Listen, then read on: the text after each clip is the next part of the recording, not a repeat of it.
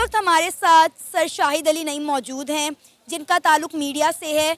इस पर हम बात करते हैं और जानते हैं कि बलूचिस्तान में इस वक्त जो हो रहा है, बलूचिस्तान की आवाम जो इस वक्त सड़कों पर है, पाकिस्तान के ख़िलाफ़ जो इस्लामाबाद में उन्होंने प्रोटेस्ट किए और इस्लामाबाद में बलूचिस्तान की ख़वातीन और बच्चों के साथ जो कुछ हुआ, इनका सारे मामले पर है। बलोची जो है वो पाकिस्तान से शदीद नफ़रत, गम और गुस्से का इजहार कर रहे हैं। कुछ दिन पहले एक जो है एहतजाजी रैली निकली और इस्लामाबाद पहुंचे। इस्लामाबाद में हमने बलोचों के बच्चों के साथ, ख़वातीन के साथ जो कुछ किया, रोती हुई उनकी ख़वातीन यहाँ से गई। उन्होंने कहा कि यूएन में हम इसके ख़िलाफ़ आवाज़ उठाएंगे और हम बताएंगे कि पाकिस्तान ने हमारी औरतों के साथ, हमारे बच्चों के साथ, हमारे बुजुर्गों के साथ क्या किया। स्टेट होती है माँ की जैसी, जो हर शहरी से प्यार करती है।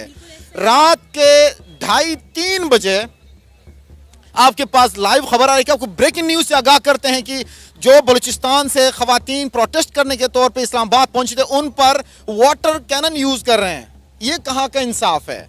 वजीर आजम बलूचिस्तान का, सेनेटर पढ़ा लिखा, बहुत, यानी मैं जो समझता हूं कि बेहतरीन पढ़ा लिखा वजीर आजम हमारे पास है। कहाँ से है? बलूचिस्तान से है। हमने चागी के पहाड़ों पे हमने अपने यानी हमने अपना जो चागी के पहाड़ है उस पे हमने अपना एक्सपेरिमेंट किया। हमने मजाइल वहाँ पे चलाया। उसके बाद हमने कहा कि हम जौहरी ताकत हैं। वो पहाड़ कहाँ का था? चागी का था। कहाँ का था? बलूचिस्तान का था। दूसरा, गवादर पोर्ट, जिसको हम बुनियाद बना के मलिक फिरोज खान नून, जो कि हमारे वज़ीर आज़म रहे हैं, उन्होंने पाकिस्तान के लिए एक गवादर पोर्ट ख़रीदा, जिसके लिए पैसे सर आगा खान सुयम, जिन्होंने मुस्लिम लीग की बुनियाद रखी थी, उन्होंने पे किए। और ये कहा कि आने वाले मुस्तकबिल में, यानी आने वाले वक्तों में, मुस्तकबिल में पाकिस्तान के लिए गवादर पोर्ट सबसे बड़ा किरदार अदा करेगा। वो कहाँ पे? बलूचिस्तान के अंदर है। गैस और तेल और मादनियात का हब कहाँ है? बलूचिस्तान के पास, बलूचिस्तान में है। हकूक की बात करते हैं तो सबसे पीछे है। अगर राइट्स की बात करते हैं, बलूचिस्तान सबसे पीछे है। इंडिया की तरफ से ये बातें आती हैं कि बलूचिस्तान अलग होना चाहता है। अगर हम रात के 2:30-3 बजे उन पे वाटर कैनन यूज कर रहे हैं, तो हम अपने साथ हमसाया मुल्क की बात को हम प्रूव कर रहे हैं। हम बहुत सारे बलोचियों के मैंने इंटरव्यू किए हैं यहाँ लाहौर के अंदर ही। वो कहते हैं हमसे गलती हो गई कि हमने इंडिया को छोड़कर पाकिस्तान के साथ इल्हाक किया।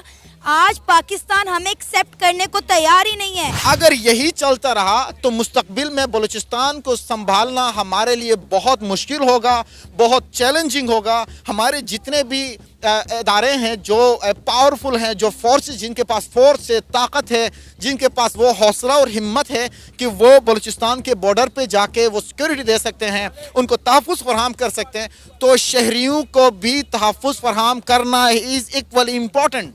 हम यहाँ पे एक बाढ़ बना के हम कहते हैं कि यहाँ से पार करना। भाई, जब बाढ़ के अंदर रहने वालों को हकूक फराहम नहीं है, उनको साफ पानी का सबसे बड़ा इशू वहाँ का गैस, वहाँ का पानी, वहाँ के मादनियात, ये सारा बलूचिस्तान का है। कौन यूज कर रहा है हमें नहीं पता। रेकोडेक का मसला पेश है। रेकोडेक क्या है? बेसिकली आपके पास सोने के अंडे देने वाली एक मुर्गी है। जैन साथियों, तो आप देख रहे हैं कि किस तरह से ये पाकिस्तान के जो लोग हैं, ये पाकिस्तान के जो पंजाब के लोग हैं और ये पाकिस्तान के उत्तर के जो लोग हैं, ये किस तरह से बलूचिस्तान पर एकदम जुल्म ढा रहे हैं।